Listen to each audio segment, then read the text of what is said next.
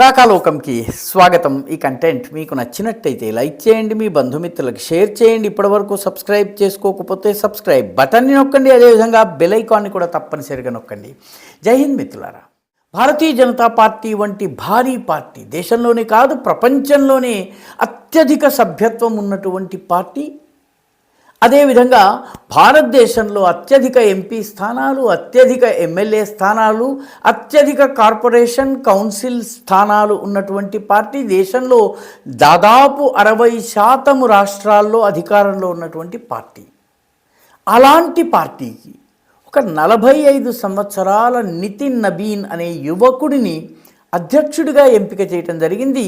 ఇది రాజకీయ వర్గాలన్నింటినీ కూడాను ఒక రకంగా ఆశ్చర్యానికి గురి చేసింది. అసలు ఎవరియన, ఈ ఎక్కడివాడు అన్నది వెతికేటప్పటికీ కొంత సమయం పట్టింది. ఎందుకంటే అప్పటి వరకు అంచనాలు వేసేవాళ్ళు, లెక్కలు కట్టేవాళ్ళు, విశ్లేషణలు చేసేవాళ్ళు తయారు చేసినటువంటి పాసిబుల్ ప్రెసిడెంట్స్ ఆఫ్ బీజేపీ, రేపు బీజేపీ అధ్యక్షులు కావచ్చు అన్న వాళ్ళ జాబితాలో ఎక్కడ కూడాను ఈ నితిన్ నబీన్ పేరు లేదు. అందరినీ ఆశ్చర్యపరిచింది ఈ ఎంపిక. పార్టీలో ఉన్న చాలామందిని ఆశ్చర్యపరిచింది. అసలు నితిన్ నబీన్ ఎవరో కూడా చాలామందికి తెలియదు. అయితే ఈయన ఎంపిక ఎలా జరిగింది, ఇది చాలామందిని వేధిస్తున్న ప్రశ్న.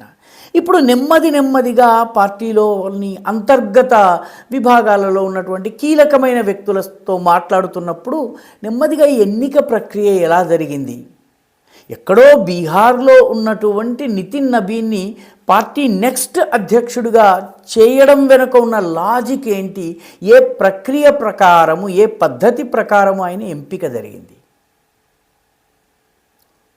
ఆశ్చర్యం కలిగించే విషయం ఏంటంటే, భారతీయ జనతా పార్టీకి అధ్యక్షుడు కావాలని పత్రికల్లో విశ్లేషకులు, రాజకీయాలు తెలుసుననుకున్న వాళ్ళు, కూడికలు తీసివేతలు వేసేటటువంటి సోకాల్డ్ అనలిస్టులు వీళ్ళెవ్వరూ ఈ పేరుని ఊహించలేకపోయారు. వారి జాబితా ఏదైతే తయారు చేశారో, భూపేందర్ యాదవ్ నుంచి మొదలుపెట్టి శివరాజ్ సింగ్ చౌహాన్ వరకు తయారు చేసినటువంటి జాబితా ఏదైతే ఉందో ఆ జాబితాలో నితిన్ నబీన్ పేరు లేదు. నితిన్ నబీన్ ఎలా వచ్చారు, ఈ ఎంపిక ఎలా అయ్యారు? దీనికి భారతీయ జనతా పార్టీ దాదాపు 1.5 ఏడాదిన్నర పాటు అంతర్గతంగా ఒక లోతైన అధ్యయనం నిర్వహించింది. ఒక ప్రత్యేకమైనటువంటి అనలిస్టుల టీంని తయారు చేసింది. చాలా అనుభవం ఉన్నటువంటి ఈ నాయకులు, కొంత మిగతా అనేక పారామీటర్ల మీద లెక్కించగలిగే విశ్లేషకులతో ఒక కోర్ టీం తయారు చేసి ఈ టీం ముందుగా 50 సంవత్సరాల లోపు ఉన్నటువంటి యువ నాయకుల జాబితా తయారు చేసింది.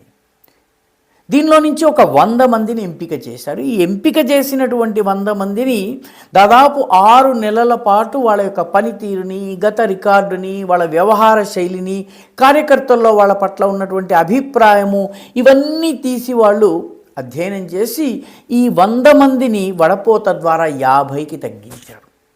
50కి తగ్గించిన తరువాత వారికి రకరకాల టాస్క్స్ ఇవ్వడం జరిగింది, పనులు ఇవ్వడం జరిగింది, బాధ్యతలు అప్పచెప్పడం జరిగింది.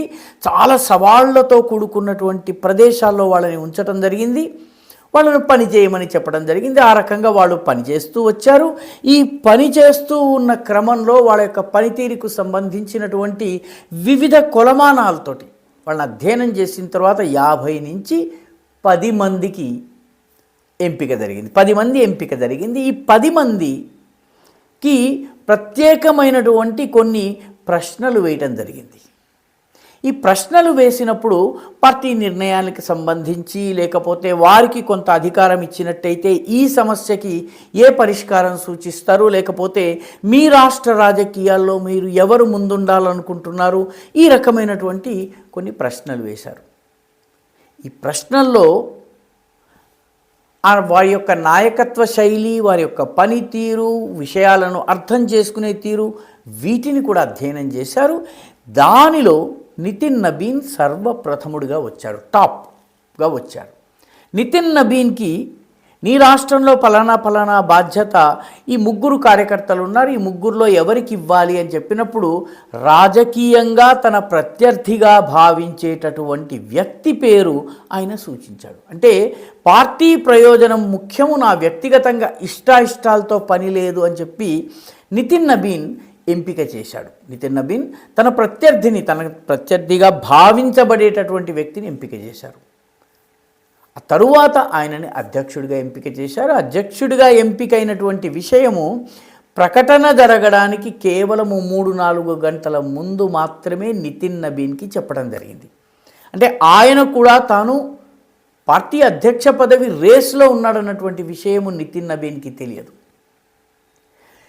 చిట్టచివరికి ప్రకటనకి 3 గంటల ముందు దాన్ని ఆయనకు తెలియపరిచారు. ఆయన దీన్ని అర్థం చేసుకునే లోపలే ప్రకటన వెలువడింది. ఆ తరువాత అసలు నితిన్ నబీన్ ఎవరు అని వెతుక్కోవడం, ఏ రాష్ట్రం అని వెతుక్కోవడం ఇదంతా జరిగి ఆయన దగ్గరికి వచ్చేటప్పటికి ఆయన తన పర్యటనలో వెళ్ళిపోయారు.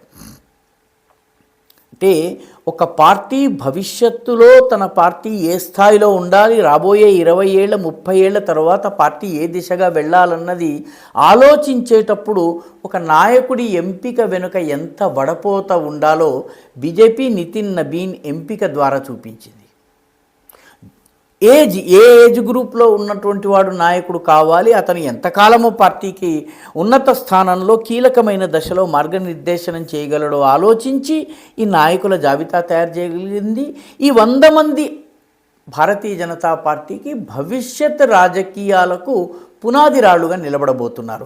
అధ్యక్షుడు ఒకరై ఉండవచ్చును, కానీ మిగతా 99 మందిలో ఉన్నటువంటి గుణగణాల ఆధారంగా వాళ్ళకి కీలకమైనటువంటి బాధ్యతల్ని కట్టబెట్టేటటువంటి పరిస్థితి వస్తుంది. అంటే ఒక పార్టీ రానున్న రోజుల్లో నాయకుల్ని ఎలాగా తయారు చేయాలి, ఎట్లా వాళ్ళని గ్రూమ్ చేయాలి, వాళ్ళకి ఏ రకమైనటువంటి శిక్షణనివ్వాలి, వాళ్ళ ముందు ఏ రకమైనటువంటి లక్ష్యాలను ఉంచాలి, ఏ రకమైనటువంటి సాధ్యాలను వాళ్ళ ముందు పెట్టాలి, ఇవన్నీ కూడాను భారతీయ జనతా పార్టీ ఆలోచించి తదనుగుణంగా నితిన్ నబీన్ని ఎంపిక చేసింది. అందుకే నితిన్ నబీన్కి కూడా తెలియకుండా ఈ మొత్తం ప్రక్రియ జరిగింది. ఎందుకంటే రాబోయే 20 సంవత్సరాల గురించి పార్టీ నాయకత్వం, ఇప్పుడున్నటువంటి నాయకత్వం నా పని అయిపోయింది, నేను వెళ్ళిపోయాను, తట్టాబుట్టా సర్దుకుని వెళ్తాను, పార్టీ జావు భాడమే, గంగలో కలిస్తే నాకేం అన్నటువంటి భావన కాకుండా రాబోయే 20 ఏళ్ళు పార్టీ ఏ దిశన వెళ్ళాలి, ఎలాంటి నాయకత్వం కావాలన్నది ఎంపిక చేసినటువంటి ప్రస్తుత నాయకత్వం గొప్పతనము. అదేవిధంగా ఈ వడపోతల ఆధారంగా ఎంపికైనటువంటి సర్వశ్రేష్ఠ యువ నాయకుడు, ఆయనలో ఉన్నటువంటి నాయకత్వ లక్షణాలు, వీటిని గుర్తించటము, ఇదంతా కూడాను ఒక రకంగా మిగతా రాజకీయ పార్టీలకు leadership identification and leadership grooming ఎలా జరగాలో పాఠాలు చెప్పేటటువంటి ప్రక్రియ. ఈ వీడియో మీకు నచ్చినట్టయితే లైక్ చేయండి, షేర్ చేయండి, ఈ ఛానల్కు సబ్స్క్రైబ్ చేయండి, మీ అభిప్రాయాన్ని కమెంట్ల రూపంలో తప్పనిసరిగా పంపించండి.